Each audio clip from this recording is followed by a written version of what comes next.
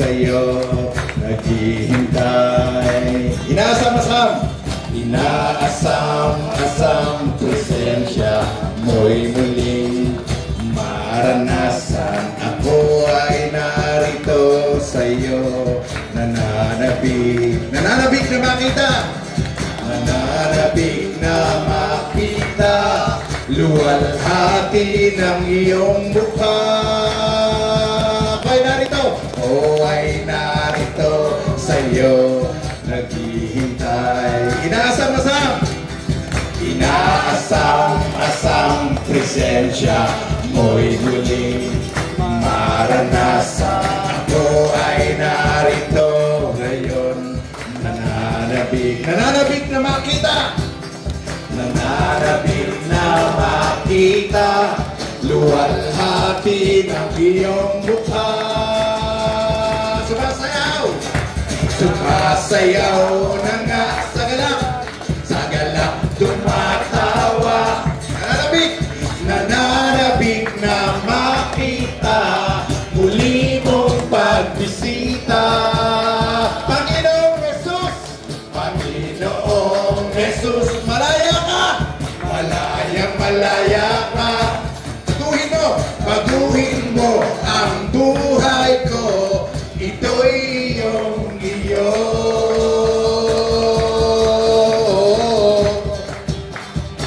Muli awitin natin, ako ay narito, Panginoon. Ako ay narito sa'yo, naghihintay. Inaasam-asam presensya mo'y muling maranasan. Ako ay narito ngayon, nananabik na makita, nananabik na makita, luwalhati ng iyong mukha. Sumasayaw na nga sa galak tumatawa, nananabik na makita, muli mong pagbisita. Sabihin natin, Panginoong Jesus, malaya ka.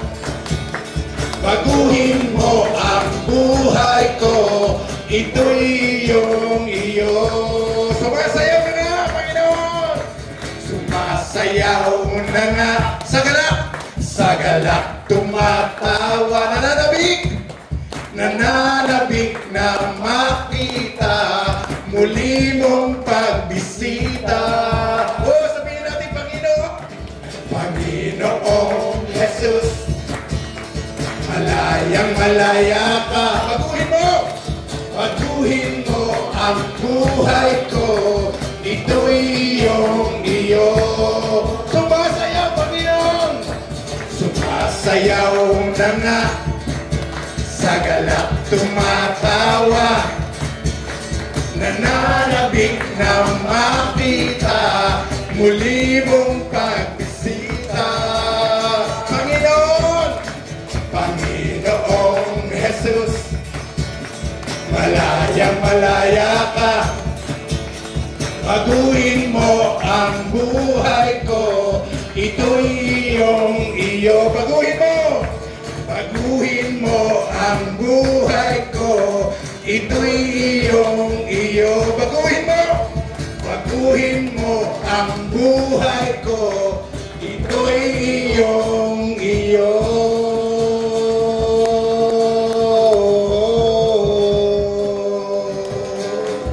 Purihin ka, Panginoon. Salamat po sa umaga. Patuloy tayo sumamba sa Panginoon. Awitin natin, kung mayroon lamang akong 1,000 buhay, hindi pagkakait, lahat sa iyo ibibigay, Panginoon.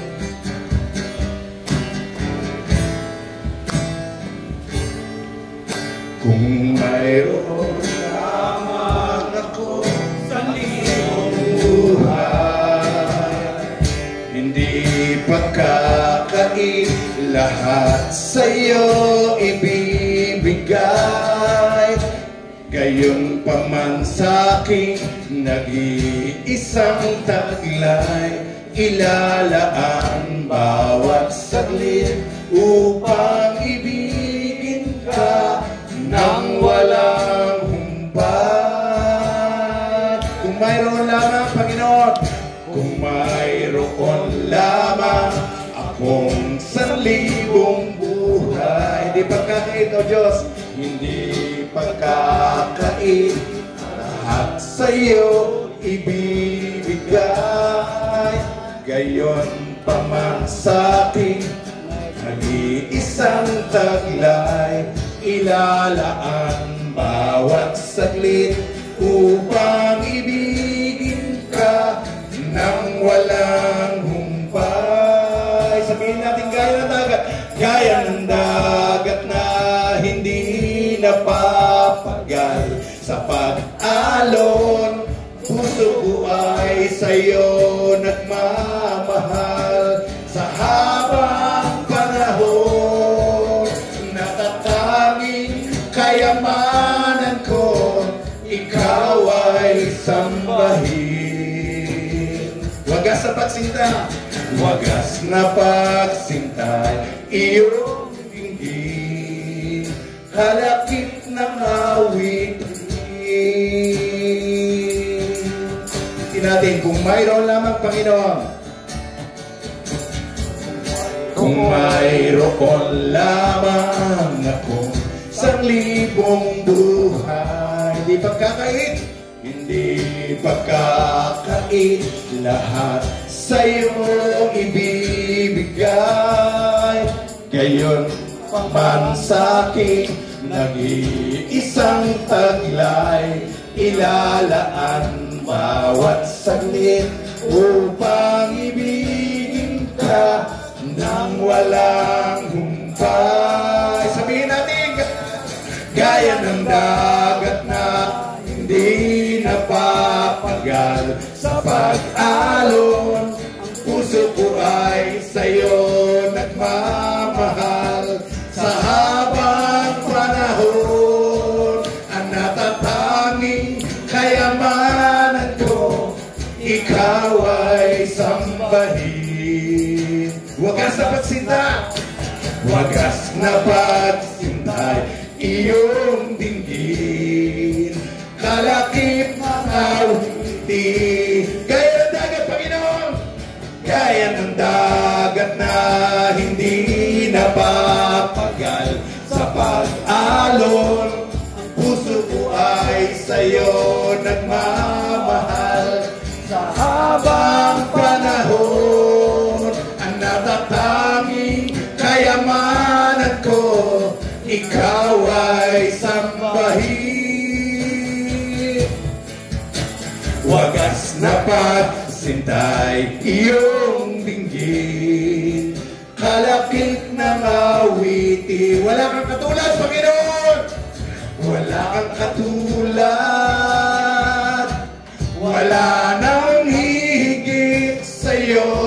Wala kang katulad, wala nang papantay, wala nang papantay sa'yo. Ikaw ang Diyos, ikaw ang Diyos, noon pa man, maging ngayon at kailanman. Sa habang panahon, wala kang katulad. Wala kang katulad, Panginoon.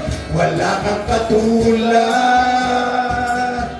Wala nang hihigit sa'yo. Wala kang katulad. Wala nang papantay sa'yo. Ikaw ang Diyos, noon pa man, maging ngayon at kailanman. Sa habang panahon, wala kang katulad. Wala kang katulad. Wala nang hihigit sa'yo. Wala kang katulad. Wala nga po, Panginoon. Wala nang papantay sa'yo. Ikaw ang Diyos, noon pa man, maging ngayon at kailanman. Sa habang panahon, wala kang katulad.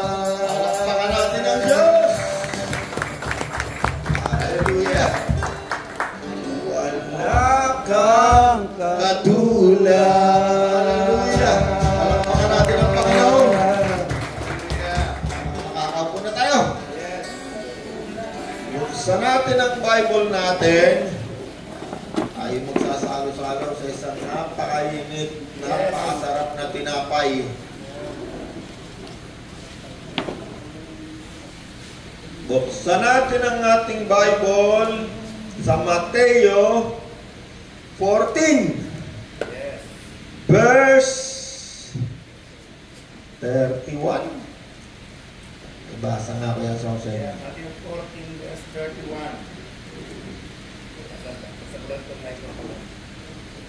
At sabi rito, agad siyang hinawakan ni Jesus, bakit ka nag-aalinlangan? Napakaliit ng iyong pananampalataya, sabi niya kay Pedro. Pagsakay nila sa bangka, tumigil ang hangin at sinamba siya ng mga nasa bangka. Tunay nga pong kayo ang anak ng Diyos, sabi nila. Okay, kaurong pa natin ang konti kay Soseng para mabuo yung istorya. Mateo 14:31, ang ating pag-uusapan ngayon ay may kinalaman sa tinatawag na pananampalataya. Yan, ang nakaraang linggo kasi, grace kagandahang loob. Sabi doon sa ating, balik tayo konti muna, tapos balikan ko yung binabasa ni Kuya Soseng niya.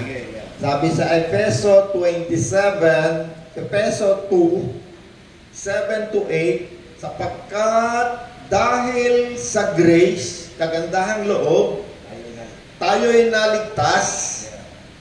Ito'y sa pamamagitan ng pananampalataya, at ang kaligtasan ito ay kaloob ng Diyos, hindi sa pamamagitan ng inyong sariling gawa. Hindi ito bunga ng inyong mga gawa, kaya walang dapat ipagmalaki ang sinuman. Okay, tuloy-tuloy lang yung ating pinag-aaralan nung nakaraang linggo tungkol sa grace o kagandahang loob ng Diyos. Ngayon naman, dahil sinabi nung Efeso na ang ating kaligtasan ay dahil sa kagandahang loob ng Diyos o grace, at ito'y sa pamamagitan ng pananampalataya, titingnan natin ano-ano ba yung mga ibig sabihin ng mga pananampalataya na yan. Meron sinasabing malaki, meron sinasabing maliit na pananampalataya. At pati nga ang diablo sinasabi ay sumasampalataya rin. Nanginginig pa.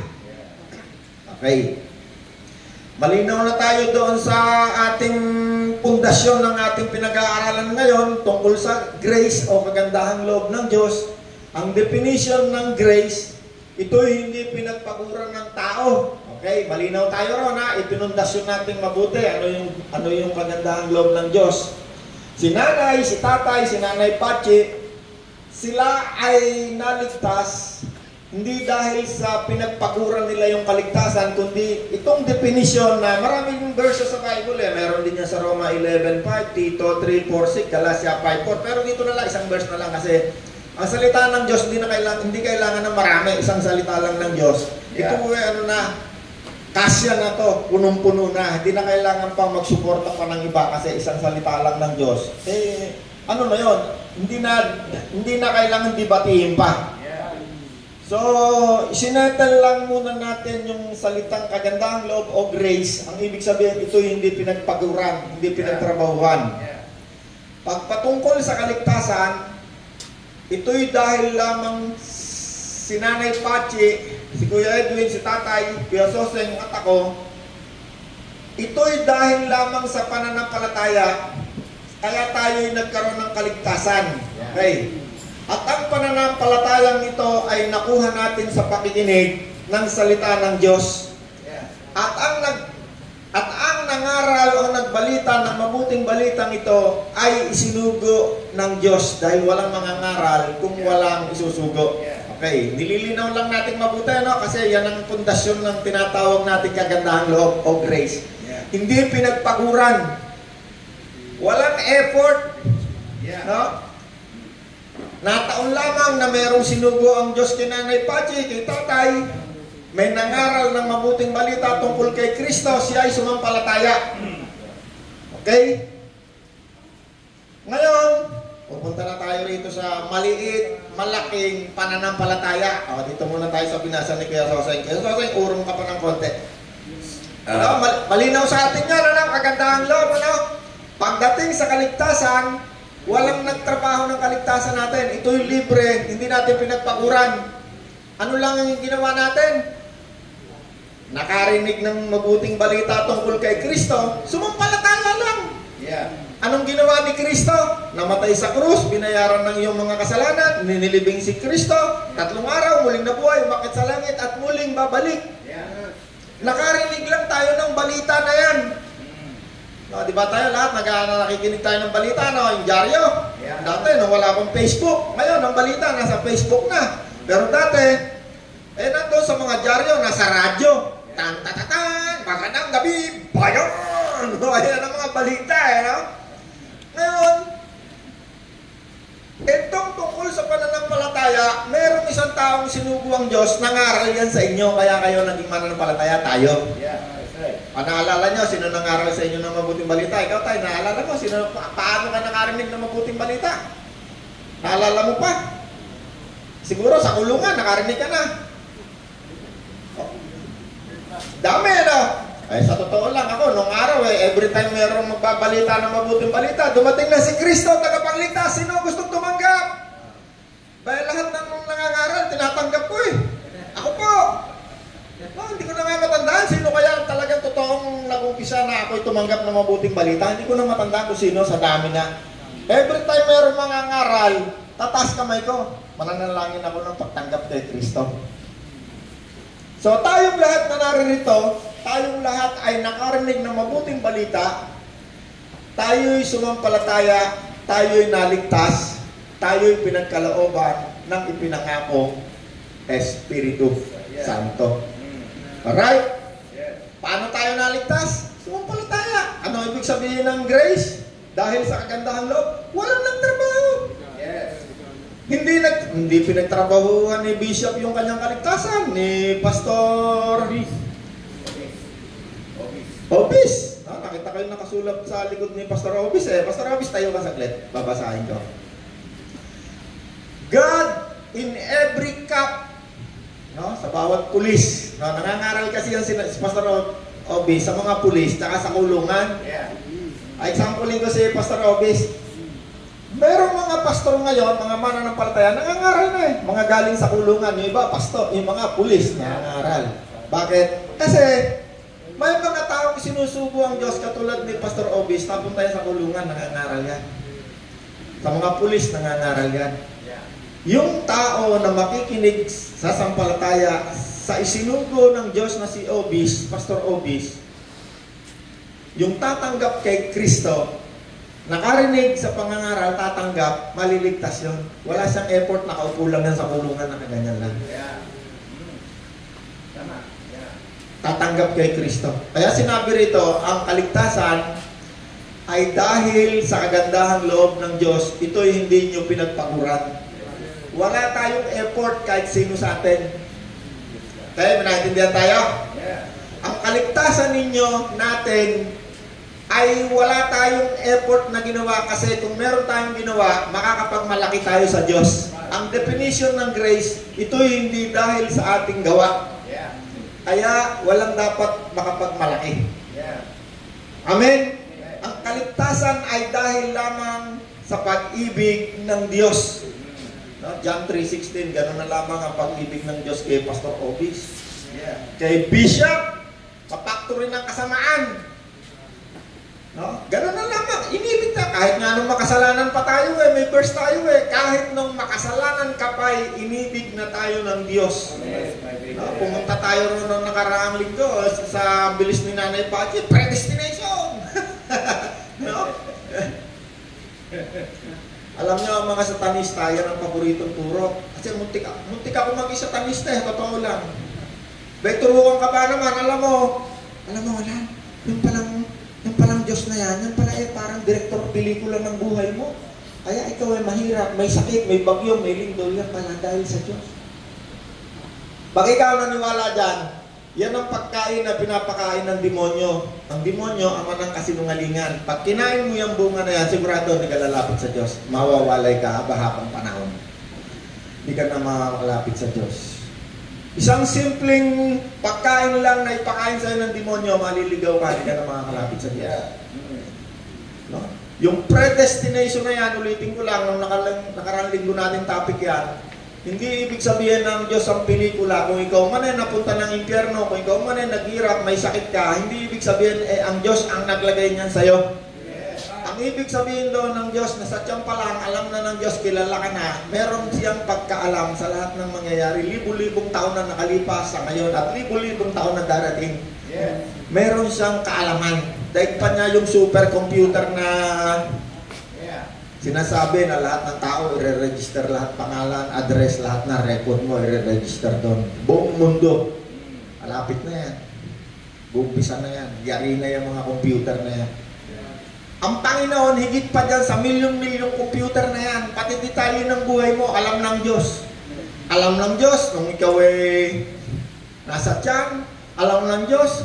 Sabi nga doon nung papapasukin ka sa kaharian, sabi ng Diyos, pumasok ka sa kaharian, inihanda ng Diyos bago palikhain ng daigdig. Hindi bago pa nga likhain ng daigdig, alam na ng Diyos eh. Wala pang nalilikha, alam na ng Diyos.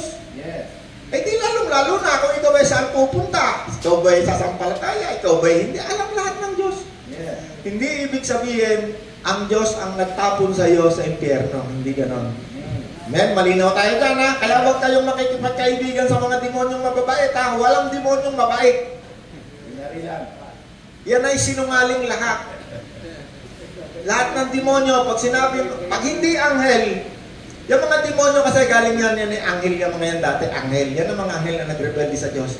Nung sila ay sumuway sa Diyos, ang tawag sa kanila ng iba, ang naging tawag na sa kanila, fallen angel, mga demonyo, evil. Evil spirit. Spirit na lang sila, wala silang katawan. Huwag rin kayong maniniwala na yung mga evil na yan, nakakapag-asawahan yan sa babae. O kung yan man ay lalaki, nakikiasawahan sa babae, hindi totoo yun. Ang mga evil na yan, nawalan na yan ng katawan. Kaya ang trabaho niyan, pagbaba dito sa daigdig, either aagaw yan ng katawan ng baboy, katawan ng hayop, katawan ng tao. Wala yung katawan, huwag kayong maniniwala doon sa doktrina na itong tao ito, lahi ito ng demonyo. Walang lahi ang demonyo. Maaring nagkaroon lang yan ng lahi nung yan ay pumasok sa isang katawan na nadaya ng demonyo, yun ang kanyang naging lahi. Nangagaw na Moses. At hanggang sa mga oras na to, maraming tao poses ng demonyo. At nung dumating si Kristo, ang unang ginagawa ng Panginoon, kahit sa loob ng mga sinagog, nagpapalayas ng mga demonyo, ang daming sinasabihan ng demonyo, walang kaalam-alam. Bakit? Nadaya sila ng demonyo. Alright, punta na tayo ngayon sa ating topic tungkol sa pananampalataya, kaligtasan. Dahil sa kagandahang loob ng Diyos, tayo naligtas sa pamamagitan lamang ng pananampalataya. Ang kaligtasan, ito ay kaloob ng Diyos, hindi sa pamamagitan ng gawa, hindi bunga ng ating mga sariling gawa, kaya't walang makakapagmalaki sino man. Alright, malinaw ha? Dagdagan mo to. Alright, sige. Sa Kanya nagmula ang buhay na taglay ninyo dahil sa pakikipagkit sa inyo kay Kristo Jesus, na siyang ginawang karunungan natin. Sa pamamagitan din niya, tayo itinuring na matuwid, ginawang banal at iniligtas ng Diyos. Kaya nga tulad ng nasusulat, ang sinumang nais magmalaki, ang ginawa ng Panginoon ang kanyang ipagmalaki. Hallelujah! Kaya kung minsan, meron tayong testimony, no? Sino ang pinagpala ng Diyos? Pagmalaki, gusto mo magmalaki. Pagmalaki mo, anong ginawa ng Diyos sa'yo? Pagpasalamat mo. Pakiulit ko sa yung unang-una. Sige. At ang sabi rito, sa pamamagitan din niya ay tayo itinuring na matuwid, ginawang banal at iniligtas ng Diyos. Sa pamamagitan ni Jesus, tayo'y ginawang matuwid, banal, ginawang righteous, matuwid, banal at iniligtas ng Diyos. Holy at iniligtas ng Diyos. Kaya nga tulad ng nasusulat, ang sinumang nais magmalaki, ang ginawa ng Panginoon ang kanyang ipagmalaki. Konti pa, kayo Sen. Basa pa. Meron pa maganda dun eh.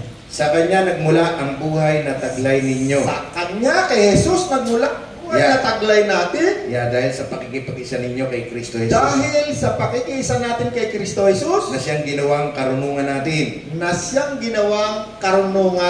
natin. Sa pamamagitan din niya, tayo itinuring na matuwid. Alright. Ginawang banal at okay na, kay Soseng. Paano natin naintindihan ang mabuting balita? Sa pamamagitan niya, siya'y naging karunungan natin. Mga nakipag-isa. Kaya sino mang hindi nakipag-isa kay Kristo ay hindi kay Kristo. Ang sino mang walang espiritu ni Kristo, hindi sa Diyos. Hindi niya maintindihan lahat ng bagay tungkol sa Biblia. Para sa kanya, yan eh, gawa lang yan ng tao. Nako, conflict naman yan. Nako, hindi ako maniwala dyan. Bakit? Wala si Kristo.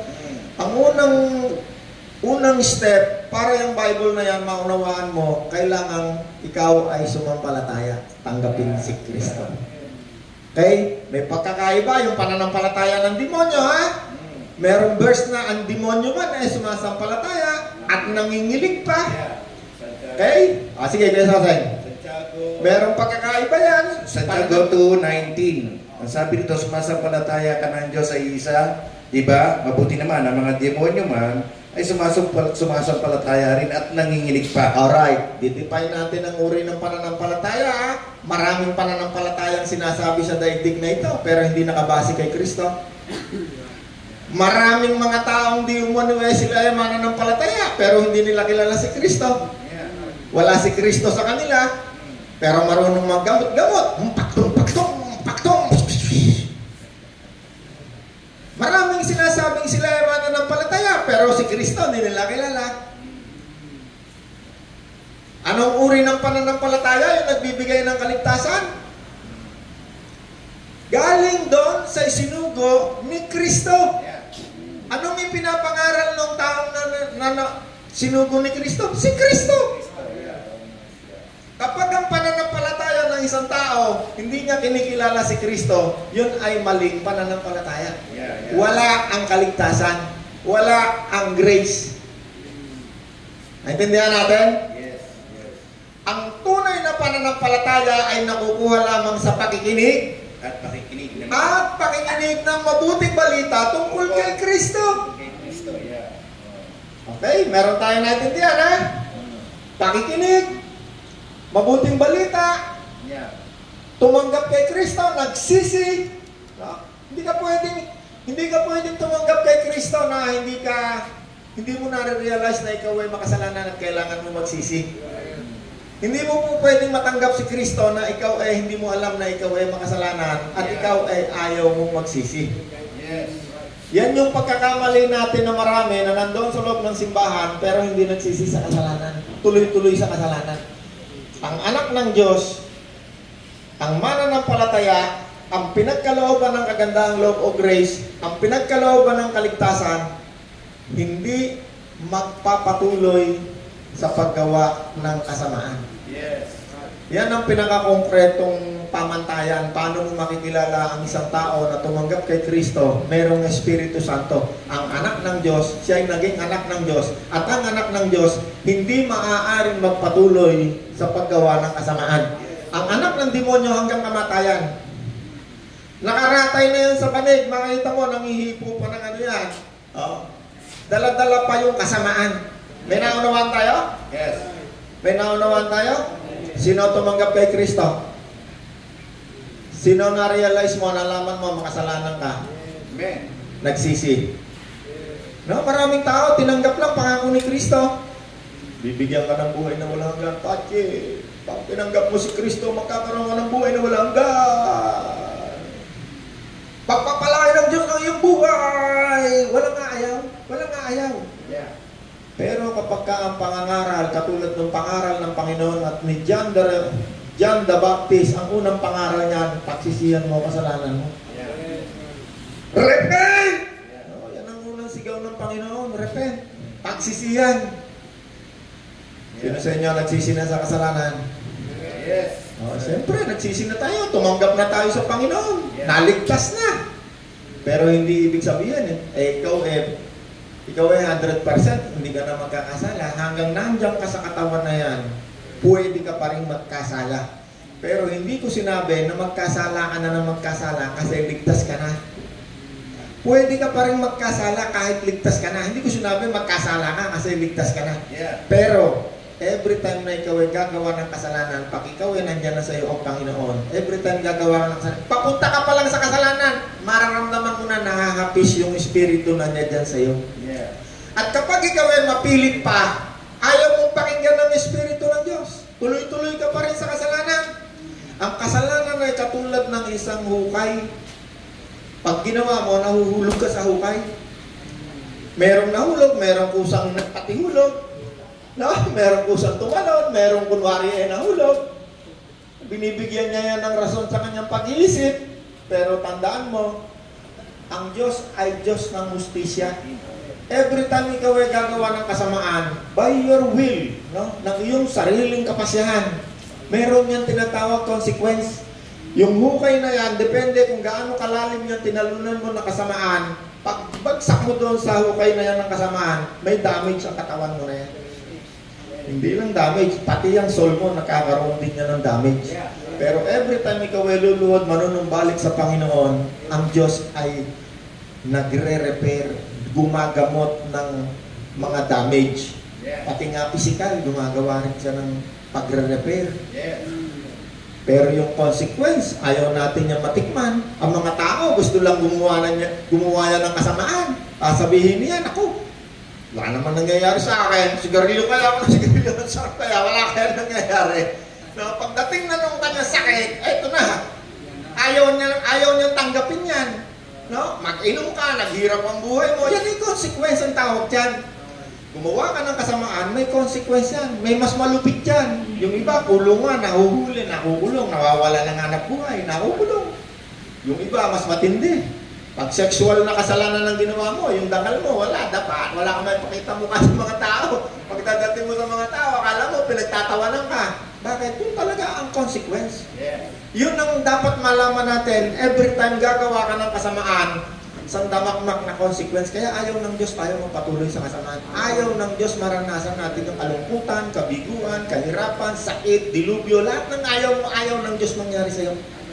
Kaya siya ay naglagay sa ating loob ng katawan ng gwardiya. Ang tawag, Espiritu Santo.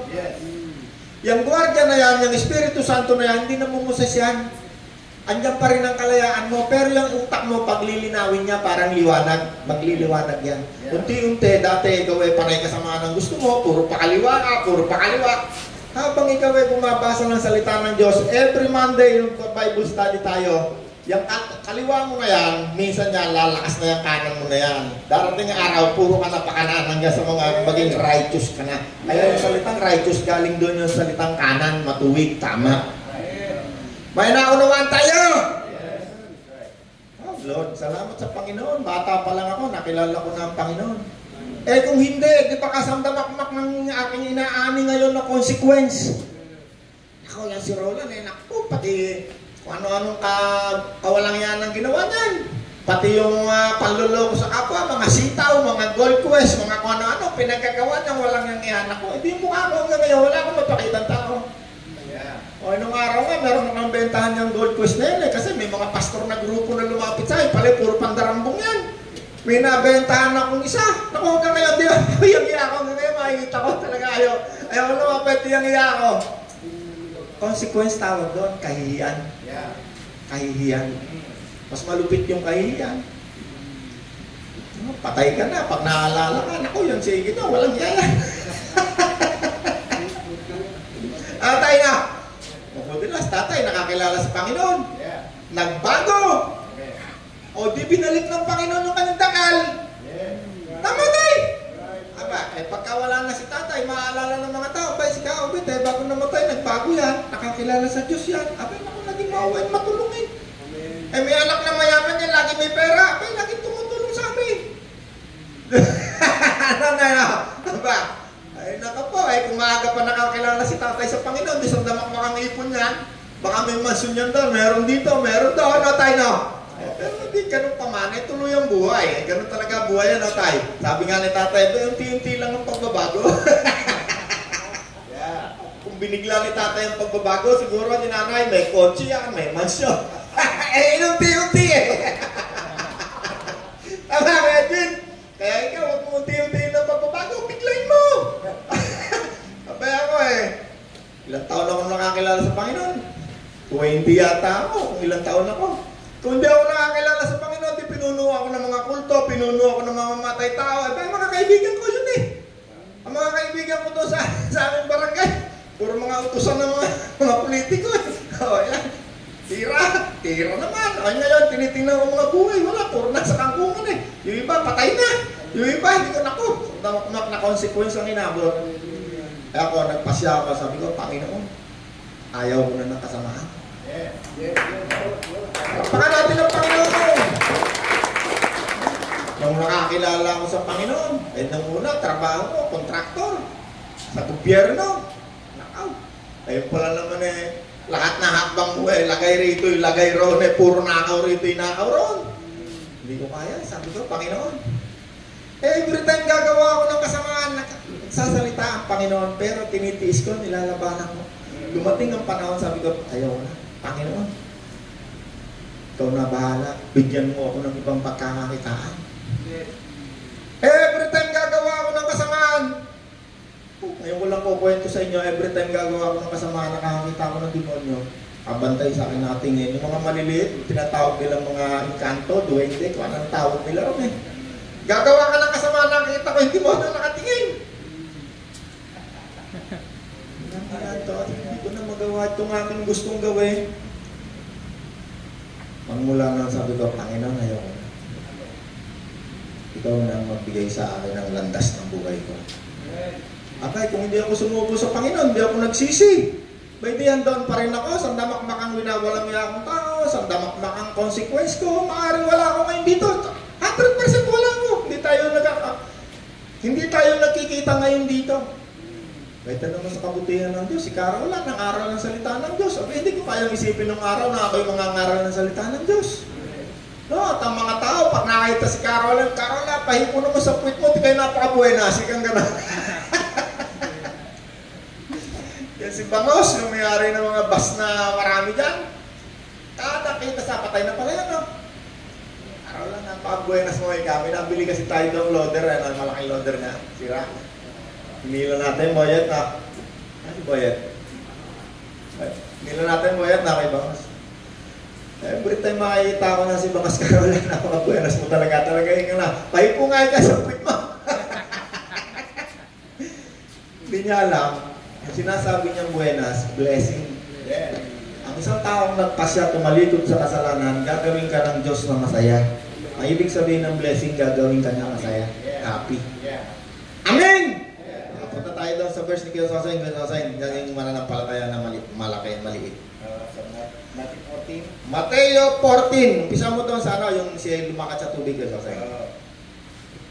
Sinabi ni Pedro, Panginoon, kung talagang ikaw yan, papuntahin mo ako dyan siya naroroon mo sa ibabaw ng tubig. Sumagot siya, halika. Mula sa bangka ay lumakad si Pedro sa ibabaw ng tubig, papunta kay Jesus. Ngunit nang mapansin niya ang malakas ang hangin, siya'y natakot at nagsimulang lumubog. Panginoon, sagipin ninyo ako, sigaw niya. Agad siyang hinawakan ni Jesus. Bakit ka nag-aalinlangan? Napakaliit ng iyong pananampalataya. Hallelujah. Sabi niya kay Pedro. Okay. Merong tinatawag ang Panginoon, maliit na pananampalataya. Ang pangyayari dyan kasi, ang Panginoon ay lumalakad sa tubig galing sa kabila. Nakita siya ni Pedro. Panginoon, kung ikaw yan, papuntahin mo ako dyan. Yeah.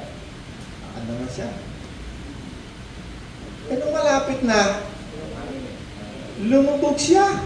Maaring nakakita siya ng malalaking alon, maaring humangin. Sabi ng Panginoon, nung siya lulubog na, baka nandun na, baka nasa ilong na, kakakisaw-kisaw na. Hindi nawakan siya ng Panginoon. Hindi naman ako nagpapunta sa'yo, ikaw naman. Sabi mo, kung gusto mo, ay sabi ko, oo, gusto mo. Eh ngayon, ikaw ay kikisaw-kisaw dyan sa tubig. Ang liit naman ang pananampalataya mo. Tignan mo, may sinabi ang Panginoon tungkol sa pananampalataya. Hindi tungkol sa kaligtasan niya.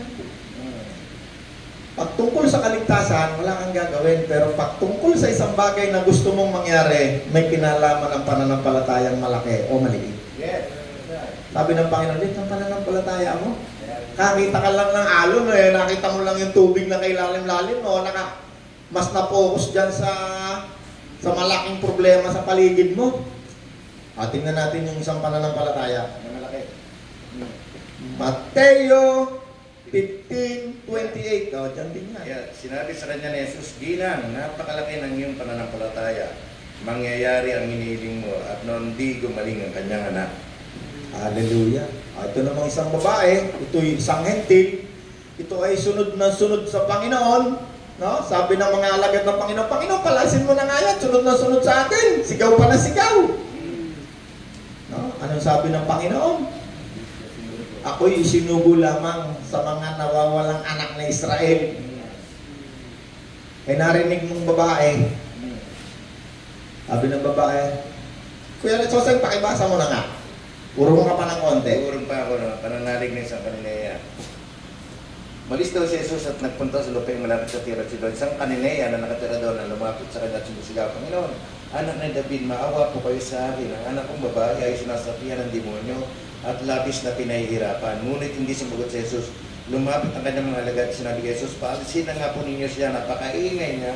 At sunod ng sunod sa atin, sumagot si Jesus, sa mga naliligaw na tupan ng sambayan ng Israel lamang ako sinugo. Ngunit lumapit sa kanyang babae, lumuhod ito at nagmakaawa, tulungan po ninyo ako, Panginoon. Sumagot si Jesus, hindi dapat kunin ang pagkain ng mga bata at ibigay sa mga aso.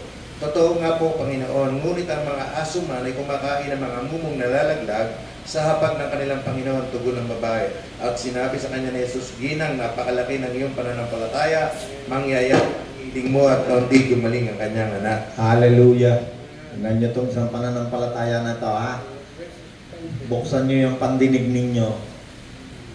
Ang isang taong mayabang, kailanman, hindi makakapasok sa kaharian ng Diyos. Yes, right. At sinabi ng Panginoon yan Yeah. Ay, Roland, ikaw, Roland, ang yaman mo. Hirap kang pumasok sa kaharian ng Diyos. Meron akong sasabihin sa inyo, ang isang taong mayabang, hindi makakapasok sa kaharian ng Diyos. Kung ikaw ay mayaman, makakapasok ka pa rin. Ang hindi makakapasok, yung mayabang. Okay, balik tayo dyan sa pananampalataya na yan. Sabi ng Panginoon, laki ng pananampalataya. Narinig nyo na yung sinabi ng Panginoon, He gives grace to the humble. Yeah. No? Ang Panginoon, kapag ikaw ay mapagpakumbaba, hindi ka mayabang, Yeah. bibigyan ka niya ng awa, grace, kagandahang loob. Yes. Right. Okay, anong nangyari dyan? Itong babae na to, kunwari si Nanay Pachi yung babae, no? May anak siya. Anak ba? Alipin? Anak. Sabihin natin, si Kuya Pepe, may sakit, may COVID, mamamatay na. Ano? Nakaranasan na ni Nanay Pachi Totoong story yan May COVID. Ang nanay, kahit ano pa yan, basta lang maligtas yung anak niya. Si Nanay Pachi nag-alaga. Si Kuya Pepe, nung nagka-COVID, wala na, isang butikin na lang, patay na. Sabi ng asawa ko, wala, ikuha mo yan ng wala kami mapagdalang ospital. Kaya kung merong kilalang doktor, sige, ito. Hindi ngayon, ang gastos napakalaki, milyon Sabi ng timi natin, kamuna, tahanap ako ng paghasang lango ng ang laki ng gastos. Kailangan ng down payment, gano'n, etc. Kasi ang bahay, bebenta. Wala namang pag-aari kundi bahay na may patiro. Sa madaling salita, hindi nasangla sa dami ng nakapila sa ospital, kasagsagan to ng COVID. Hindi nasangla yung bahay, walang pera, hindi napasok sa ospital. Salamat sa Diyos, hindi siya napasok sa ospital. Kung napasok siya, baka kung nabuhay man siya, wala na siya ngayong bahay. Baka baldado pa siya, ganyan-ganyan siya. Kasi yung karamihan nakita ko napasok ng ospital, nagbayad na isa, 2 milyon. Paglabas hanggang ngayon, yung mga paa at mga hindi pa nakaka-recover. Hanggang ngayon. Hindi na nakaka-recover, humina na yung katawan. Masabihin natin, kunwari si Nanay Pachi yung isang babaeng lumapit sa Panginoon, no? Sunod na sunod Bakit? May hinihingi yung babae sa Panginoon. Itong babaeng ito, hindi ito pwedeng dumikit sa Panginoon kasi Gentile yung nandiyan. Gentile yan. Sabihin natin, kunyari, si Jesus, si Kuya Pastor Obis. Pastor Obis, halika, saglit. Kunyari, dadrama natin konti. Kasi maganda yung nagdadrama, mas naunawaan natin. Okay, ito ang Panginoon, nangaral.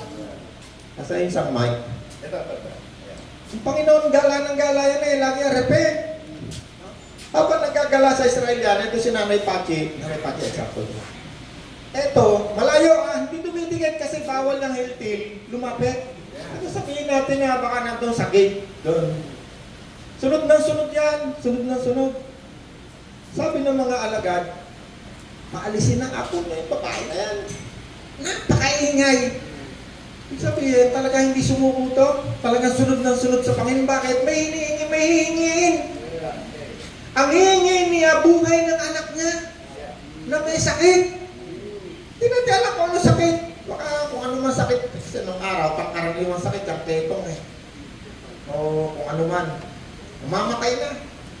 Maaaring yan na sigaw na sigaw, Panginoon, anak ni David, maawa ka sa akin! Eh, nangangaral. Sabi ng mga alagad, paalisin mo na yan. Kasi ang mga hentil, hindi yan mahalaga sa mga Hudyo. Ang mga Hudyo, nakasama ng Panginoon, lahat ng mga disipulo ng Panginoon, Hudyo. Hindi yan pumupunta sa mga hentil, madalang na madalang. Doon lang sa poses ng mga baboy yung lugar, pero hindi siya tinanggap, pinaalis din. Jesus, Panginoon, anak ni David! Sabi ng mga disipulo, nag-uusap eh, naririnig niya eh. Maaaring hindi kalayuan, naririnig eh. Panginoon, paalisin mo na. Sumagot ang Panginoon, sabi ng Panginoon, ako isinugo lamang sa mga nawawalang anak ng Israel. Sumagot yung babae, no? Kaya sa inyo, nasagot ng babae.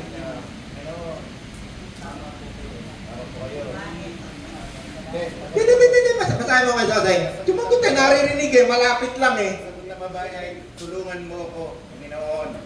Sige, basahin mo kayo sa akin yung mula doon sa sinabi. Paalisin na nga po daw. Ayan. Ngunit hindi sumagot si Jesus, lumapit ang mga alagad at sinabi, paalisin nga po ninyo siya, napakaingay at susunod na sunod sa atin.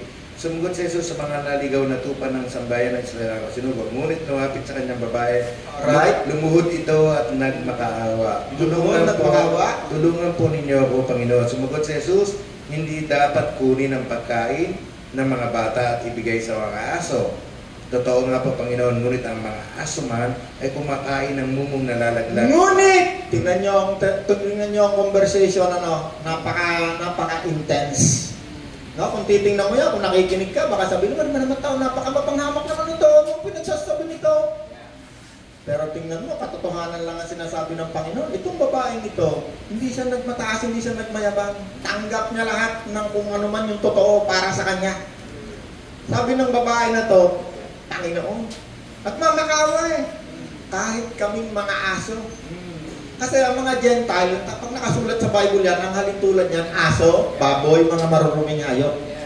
Kahit kami mga aso, pwede pa rin kaming kumain ng mga mumo na nalalaglat sa ilalim ng lamesa ng kanyang amo. Sagot ng Panginoon eh, napakalaki ng pananampalataya mo. Magaling na ang anak mo! Anong nakita ng Panginoon sa kanya? Pakumbabaan. Pananampalatayang may pakumbaba. Hindi pananampalataya ng demonyo na nanginginig pa. No, ang demonyo may pananampalataya rin eh. Ang demonyo, kaya yan ay naging demonyo dahil sa kayabangan, kahanginan. No, marami ngayong tao eh. Oh, kami na yung Hudyo. No, matataas pa kaysa sa mga demonyo eh. No? Ang babaeng ito, kaya ito ay kinahabagan ng Diyos. Kasabi ng Diyos, binibigyan ko ng kagandahang love of grace. God gives grace to the humble. Nagpakumbaba, kahit na siya hentil, hindi siya nakipagdebate sa Panginoon. Hindi, Panginoon, isa na lang ngayon ng Hudyo tsaka hentil. Besi, nag-alay nga Ako po, nakakatawa itong mga Kristiyano ngayon eh. Nagsusuot na ng Hudyo na raw sila. Nagsipista na ng pista ng Hudyo, pista ng libadura, pista ng ano-ano. Sa lublog ko man lang, nakikita nyo mayaman, hindi makakapasok sa kaharian ng Diyos. Akong tinasabi nyo mayaman, hindi wala ako sa kaharian ng Diyos kasi mayaman ako. Kaya ako kahit mayaman na ginahabagan ako ng Diyos. Bay, napakarami ngayon nagpupunong pastor. Palagay ko, hindi makakapasok sa kaharian ng Diyos. Bakit? Mayayabang. Okay, balik tayo sa pananampalataya ni Nanay Pachi. Anong ginawa ng Diyos kay Nanay Pachi? Abay, yung kanyang hinihingi. Yung kanyang pananampalataya na yung anak niya ay gagaling. Walang kinalaman niya sa kaligtasan, ha? May mga pananampalataya na walang kinalaman sa kaligtasan. Malaki, maliit. Pagdating sa kaligtasan ng kaluluwa mo, walang malaki, walang maliit, wala kang gagawin. Mananampalataya lang. Dapat maintindihan natin yan. Maraming nagtuturo niya sa salamuhot. Tatalo-talo. Kasi, ang mga meaning ng kanilang tinitingnan, pumupunta sila sa meaning ng mga ginamit na Hebrew, ginamit na Greek, Naglalabo-labo tuloy. Naglalabo-labo. Minsan may nakausap ako nag-aral pa sa Israel. Ito talaga magaling. Super yung utak. Alam yung ito yung ugat niyan, Hebrew, ito yung Greek. Pero ang kanyang nalalaman, andoon lang kapag na-translate na yung Hebrew o Greek sa English. Sige, subukan nga kita kung talagang magaling ka sa espada mo. Bumunot ako ng espada. Basahin mo nga yan.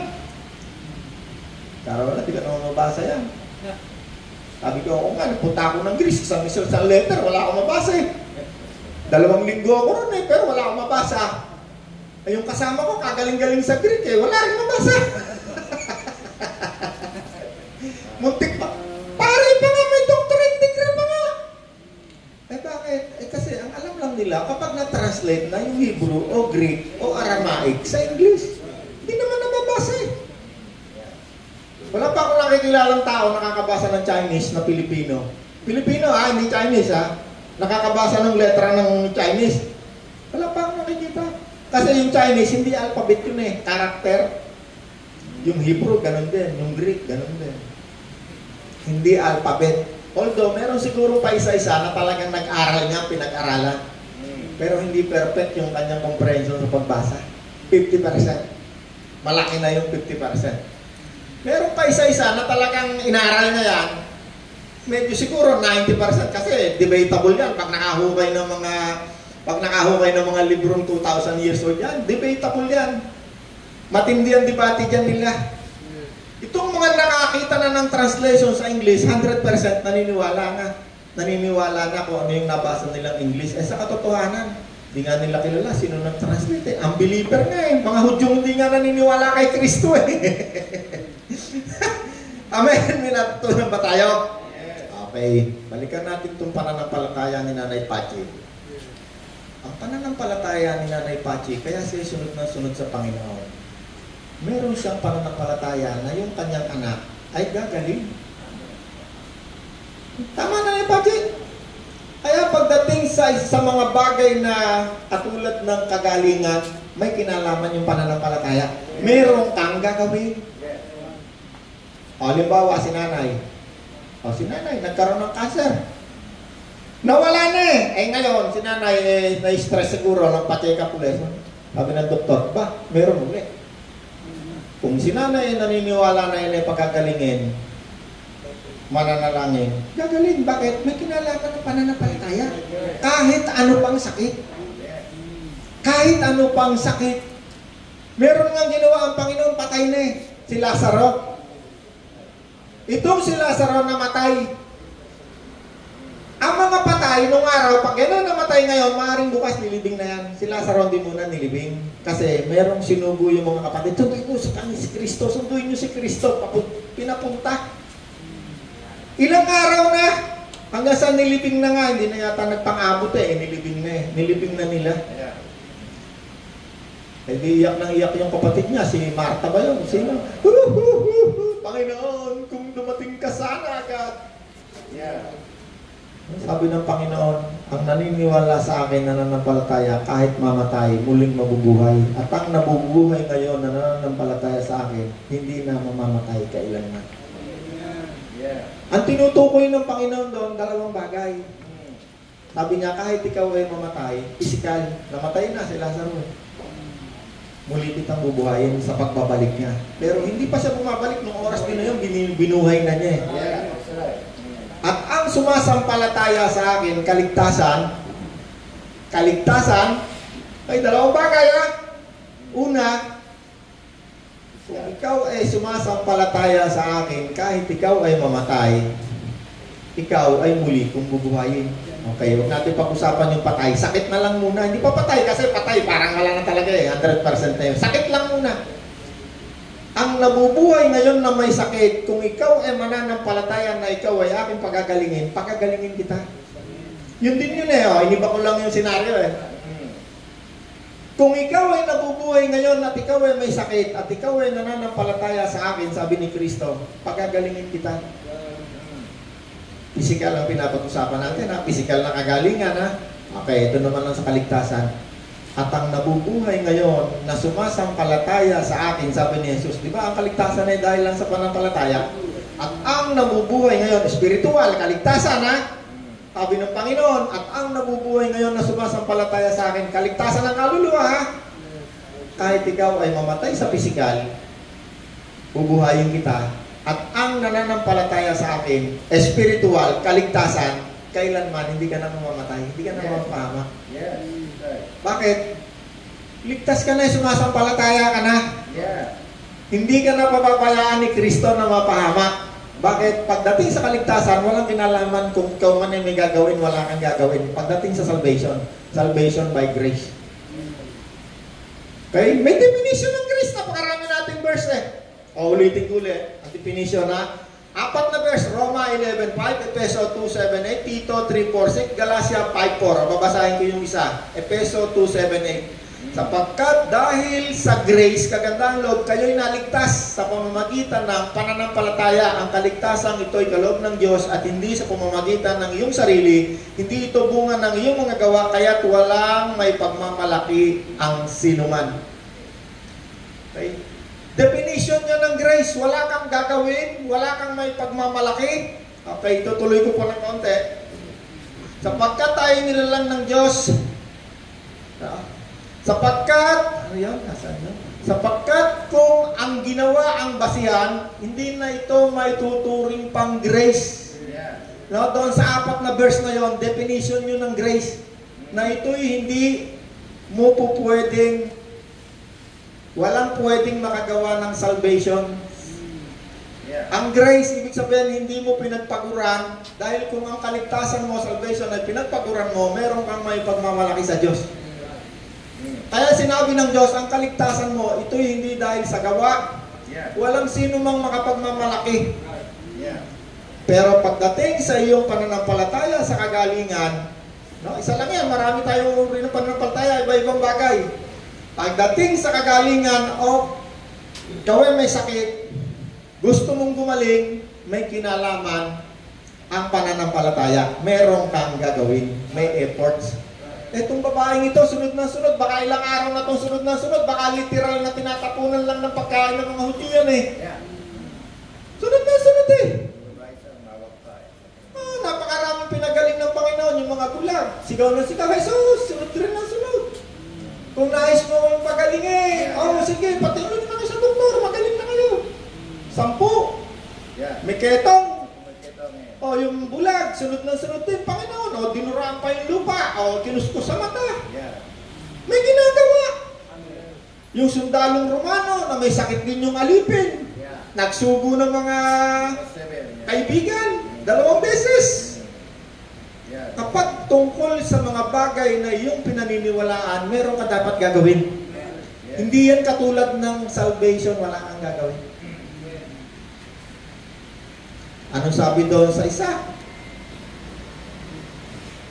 Halimbawa, si Nanay Pachi naniniwala. Kasi ang Panginoon may pangako eh. Anong sabi? Bibigyan kita ng buhay na masagana. Yan, meron kang gagawin dyan. Bakit? Walang kinalaman sa kaligtasan niya. Bibigyan kita ng buhay na masaya, meron kang gagawin dyan. Bakit? Ang pangako ng Diyos, pag hindi tungkol sa kaligtasan, meron kang gagawin. Merong effort. Sabi ni tatay, ako nga rin, sabi ng Panginoon, Bet, pag ito ay sumampalataya sa akin, gagawin kong masaya pamilya mo. Anong gagawin ni tatay? Number 1, uwi yan ng maaga kung may trabaho. Bakit? May asawa naghihintay eh. Meron kang effort gagawin. Ay, ikaw Sosel, sasaganahin ko buhay mo. Meron gagawin. Anong ginawa? Nagtinda sa palengke, nag-tricycle, lahat ginawa. Edi lagi, masarap ang ulam. Nagpag-aral ang mga anak. Naku, 3 anak niya, puro kay gagaling. Isa nasa Petron, isa nasa San Miguel. Tama ba kay Sosel, ano? Yung isa nasa abroad, ako, papunta-punta ng Paris, kung saan-saan. Tricycle boy. Bakit? May ginawa. Hindi mo pwedeng wala kang gagawin. Ang sinasabi lang na grace na wala kang gagawin, kaligtasan. Salvation. Ang Diyos lang ang gumawa. Kasi kung ikaw ang gumawa ng kaligtasan mo o ikaw ang nag-ingat ng iyong kaligtasan, may pagmamalaki ka sa Diyos. Diyos, ako naman, kaya naligtas kasi nagpakabait ako. Ako kaya naligtas, iningatan mo kaligtas ko. Abay, kahit basahin mo yung Bible, ang Diyos ang nag-iingat, hindi lang kaligtasan mo. Yeah. Kahit nga ang daigdig, ang Diyos ang nagpapaikot sa planeta eh. Hindi yung kanyang sarili, hindi katulad nung tinuturo sa UP, sa libro ng evolution, na yan eh, merong natural gravity.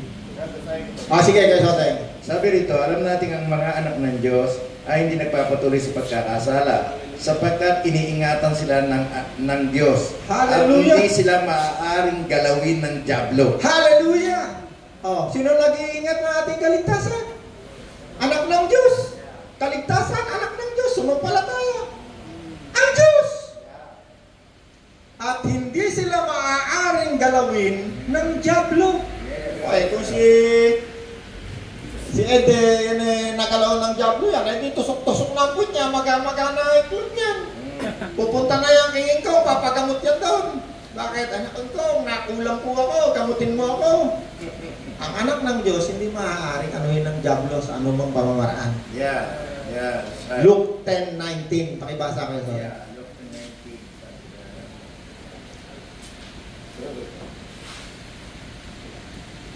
Okay. Luke 19. Lucas 10:19. Sabi rito, binigyan ko kayo ng kapangyarihang tapakan ang mga ahas at mga alakdan at daigin ang lahat ng kapangyarihan ng kaaway at walang makakapanakit sa inyo. Walang makakapanakit sa inyo. Sino yung mga tao yan? Mga tagasunod ni Kristo. Yes. Pag ikaw ay sumampalataya kay Kristo, naligtas, nagsisi, tinatakan ng Espiritu Santo, walang makakapinsala sa iyo sa anumang pamaraan. Hindi pa nagagawa na no weapon form against sa mga taong naligtas na. At kung ikaw ay ligtas na, hindi pa rin ikaw ang nag-iingat sa iyong kaligtasan, ang Diyos pa rin. Kaya kung ikaw man ngayon talagang para ka ng Anghel de San Miguel na hindi ka na nagkakasala, ang Diyos ang nag-iingat sa iyo.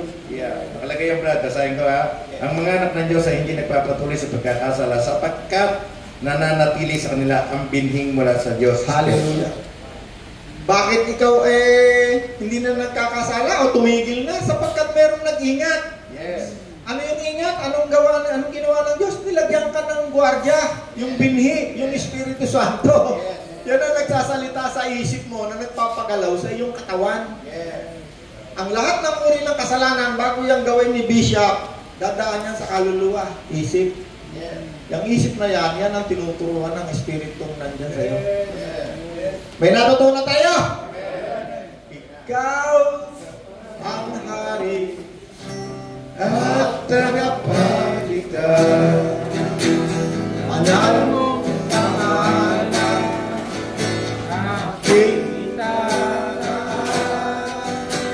Panginoong Jesus, aking Diyos, iaalay sa'yo aking lakas.